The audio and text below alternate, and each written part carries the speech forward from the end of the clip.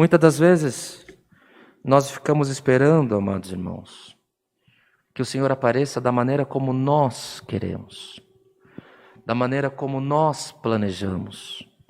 E tudo na nossa vida é o plano conforme nós queremos que seja. Só que a orientação que nós recebemos quando buscamos o Senhor é que tudo acontece na nossa vida conforme a vontade do Criador.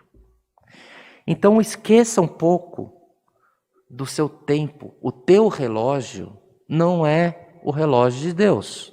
Mas as promessas que Deus fez também não é promessa de homem. Então regozije-te no Senhor neste culto. Regozije-te no Senhor por essa palavra, que o Senhor está acompanhando dia a dia as nossas aflições. O Senhor está assistindo a tudo isso. É permissão de Deus. Então acalma a tua mente. Acalma o teu coração. Faça conforme as orientações das autoridades, mas não perca o teu norte e a tua comunhão com o teu Senhor.